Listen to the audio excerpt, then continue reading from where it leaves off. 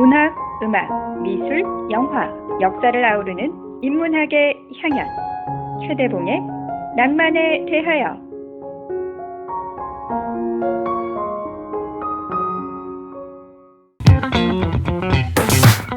안녕하셨습니까?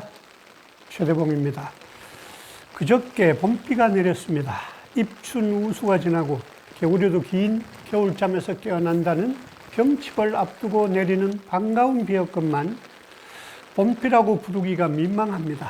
봄은 언제나 희망이건만 희망을 얘기하기엔 오늘 우리 사정이 자칫 어둡고 심각하고 흉흉하기 때문입니다. 불과 얼마 전 TV 화면으로 인적이 끊어진 중국 후베이 성 우한의 거리 모습을 보면서 남의 나라 사정이지만 참담한 심정이었었는데, 바로 이 땅에서 문 닫힌 가게들과 썰렁해진 거리를 마스크를 한 채 잔뜩 움츠리고 종종 걸음으로 지나가는 사람들의 모습이 겹쳐지면서 불안과 공포는 우리들의 것이 되었습니다. 최대봉의 낭만에 대하여 27번째 이야기, 출래불사춘. 봄이 왔건만 도무지 봄 같지 않다는 말입니다. 낭만에 대하여 4번째 이야기, 미인도에서 잠깐 소개한 적이 있었죠. 중국의 4대 미인을 일컫는 치머 나간 수화패월은 그녀의 아름다움에 취해 연못의 물고기도 깔아앉아 버리고 나는 기러기도 떨어지고 꽃도 얼굴을 붉히고 달도 구름 뒤로 숨어버린다는 못 말릴 중국인들의 허풍에서 나온 말입니다. 그 중에 나간, 즉 기러기도 날갯짓을 잃고 떨어져 버린다는 미인이 왕소군입니다. 흉노족은 고대 중국 한나라의 근심거리였습니다. 우리가 흔히 가을을 청고마비의 계절이라 하여 가을을 예찬하는 말로 쓰지만, 사실은 하늘이 높아지고 말이 살찌는 계절이 되면 기마전에 능한 흉노족이 침략해 온다고 경계하는 말이었습니다. 흉노의 눈치를 보느라 한나라는 철마다 제물과 여인들을 바쳐야 했는데, 왕소군은 그 희생양이 된 여인들 중 하나였습니다. 2000년 전쯤에 한나라 원제는 궁녀들의 초상을 그리게 해 그 그림을 보고 여인들을 침실에 들였는데, 궁녀들은 자신의 얼굴을 예쁘게 그려달라고 화공 모연수에게 뇌물을 바쳤습니다. 다른 모든 궁녀들은 요즘 말로 뽀샵을 해 황제의 선택을 받았지만, 왕소군은 집안도 편안하고 자신의 빼어난 미모에 자신이 있어서 뇌물을 주지 않자 화공이 일부러 그녀의 얼굴을 추하게 그려 왕의 낙점을 받을 수 없었습니다. 공주를 바치라는 흉노의 요구에 원제는 궁녀를 공주로 속여 보내려고 했는데, 초상화 중에 제일 못생긴 왕소군이 뽑히게 되었습니다. 그녀가 말에 올라 오랑캐 땅으로 떠날 때 원제는 땅을 치고 후회할 수밖에 없었습니다. 그녀가 기러기들조차 날갯짓을 잊어버리고 떨어져 버릴 만큼 절세의 미인이었던 까닭이죠. 분노한 원제의 칼날에 화공 모연수의 목이 날아갔음은 물론입니다. 왕소군은 오랑캐 땅으로 끌려가 쓸쓸한 세월을 보내야만 했습니다. 이백과 두보 등 수많은 중국의 시인 묵객들이 그녀의 미모와 처량한 삶을 노래했는데, 그중 동방규가 지은 소군원의 한 대목입니다. 원이 원망이나 슬픔을 뜻하는 말이므로 왕소군의 탄식주음으로 풀이하면 되겠습니다. 호지무화초, 오랑캐 땅에는 꽃이 없으니 출래불사춘, 봄이 와도 봄 같지 않네. 자연의대완, 저절로 허리띠 느슨해지지만 비시위요신, 날씬해지기 위해서가 아니라네. 고향에 돌아가 보지도 못하고 낯선 이국 땅에서 그녀의 공공하고 고적한 삶을 출래불사춘, 봄이 와도 봄 같지 않다는 말로 노래한 것이었습니다. 출래불사춘, 봄을 재촉하는 봄비가 내리고 있건만 희망의 봄은 온데간데 없고 그놈의 빌어먹을 바이러스 때문에 온통 어둡고 뒤숭숭하기만 해서 뽑아본 제목입니다.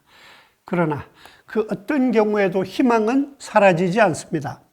지난 가을 이 방송을 시작하면서 맨 처음 띄운 노래가 그리스의 영원한 연인 아그네스 발차의 우리에게도 좋은 날이 올 거야. 아스프리 메라 케야 마스였습니다. 그리스 신화에 등장하는 판도라는 최초의 여성이었습니다. 신들은 흙으로 빚어 그녀를 만들고 그녀에게 온갖 것들을 선물로 주었습니다.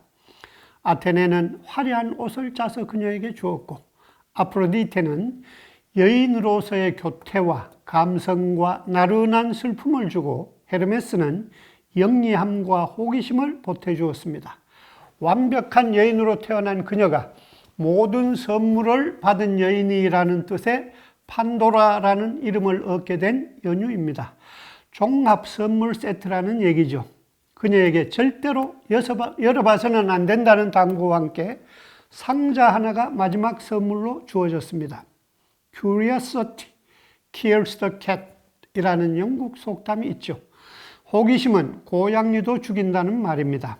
서양에는 고양이는 목숨이 9개라는 미신이 있습니다. 9번을 죽여야 진짜로 죽는다는 얘기죠. 그렇게 목숨이 찔긴 고양이도 호기심한테 걸리면 단박에 죽는다는 것이니까 가장 무서운 게 호기심이라는 얘기겠죠. 구약 성서에 등장하는 최초의 여인 이브처럼 호기심을 이기지 못한 그녀가 상자를 열었을 때 악과 화를 부르는 세상의 모든 것들이 상자 밖으로 나와 버렸습니다. 지금 설치고 있는 이 바이러스 놈도 아마 그때 그 상자 밖으로 나온 놈들 중 하나일 것입니다. 깜짝 놀란 그녀가 상자를 닫았을 때 상자에 남아있던 것은 제일 밑바닥에 깔려있던 희망뿐이었습니다. 판도라가 상자를 연 뒤로 세상은 고통과 슬픔과 절망으로 가득하게 되었지만 언제나 희망만은 남아있게 되었다는 것입니다. 그렇게 언제나 존재하고 마지막 순간까지 놓아서는 안 되는 것, 희망입니다. 진짜 절망은 헛된 희망을 동반하는 법이지. 영화 다크 나이트 라이즈에서 악당 베인이 우리의 영웅 배트맨에게 하는 말입니다. 판도라의 상자의 마지막까지 남은 그것을 헛된 희망으로 풀이하는 이들도 있습니다. 절망적인 결과가 기다리고 있을 게 뻔한 상황에서 불확실하고 부질없는 희망으로 인해 오히려 더 괴로울 수도 있다는 것입니다. 때로는 포기하는 게 마음의 평화를 가져다 줄 수도 있다는 것이죠. 희망이 있는 것처럼 보이게 해 실제하지도 않는 헛된 희망에 처절하게 매달리게 하는 것이야말로 더 큰 절망이라는 것입니다. 사람들은 그걸 희망 고문이라고 부르기도 합니다. 그러나 그것은 패배주의자들의 풀이일 뿐입니다. 우리의 희망이 언제 이루어질지 불명확하다고 해서 희망을 포기해서는 안 됩니다. 사노라면 언젠가는 밝은 날도 오겠지. 흐린 날도 날이 새면 해가 뜨지 않더냐라는 노래도 있죠. 언젠가는 이라는 말이 불확실하다고 해도 그것에 기대어 살아가는 것이 더 삶다운 삶입니다. 희망은 우리 삶의 마지막까지 사라지지 않는 영원한 단 하나의 테마입니다. 바람과 함께 사라지다 해서 모든 걸 잃고 다시 삶을 마주한 스칼렛 오하라는 Tomorrow is another day. 내일은 또 내일의 태양이 떠오른다고 스스로에게 말합니다. 전장에서 당한 부상으로 성불구가 된 주인공이 절망 속에서 사랑하는 여인을 떠나보내면서도 그래도 해는 떠오른다며 스스로를 위로하는 말은 The sun also rises라는 해밍웨이 소설의 제목이 되었습니다. 영화 쇼생크 탈출의 주인공 앤디는 희망이라는 말을 잊고 살아가는 장기수 레디에게 말합니다. 희망은 좋은 거예요. 그리고 좋은 건 결코 사라지지 않아요. 그렇습니다. 희망은 캄캄한 어둠 속에 감추어진 새벽이고 먹구름 뒤에 숨은 태양이고 타버린 재 속에 꺼지지 않고 남아있는 불씨입니다. 출래불사춘. 아무리 봄이 봄 같지 않다고 해도 꽁꽁 얼어붙은 땅을 뚫고 새싹은 움트입니다. 아이돌 스타들의 프로마이드 사진들이 빼곡한 요즘 아이들의 방과는 달리 어린 시절 우리의 책상 앞에는 희망이라는 말이 붙여져 있곤 했습니다. 미래에 자신이 바라는 상황이 일어날 거라는 기대나 예측이라는 사전적 의미를 떠나 그냥 희망이라는 말이 우리에게 주는 느낌만으로도 앞날에 대한 기대로 부풀던 시절이 있었습니다. Hope is the poor man's bread. 희망은 빈자들의 빵이라는 속담도 있지 않습니까? 불확실한 미래와 가난 속에서도 우리는 그렇게 희망이라는 말에 기대해 살았습니다. 어떤 상황에서도 희망을 버릴 권리는 아무에게도 없습니다. 정부와 방역 당국은 물론이고 우리 모두 함께 노력합시다. 이 미친 바이러스도 이 땅에서 사라질 것이고 희망의 봄도 곧 올 것입니다. 그리고 우리들의 희망의 이야기도 계속 될 것입니다. 최대봉의 낭만에 대하여 였습니다.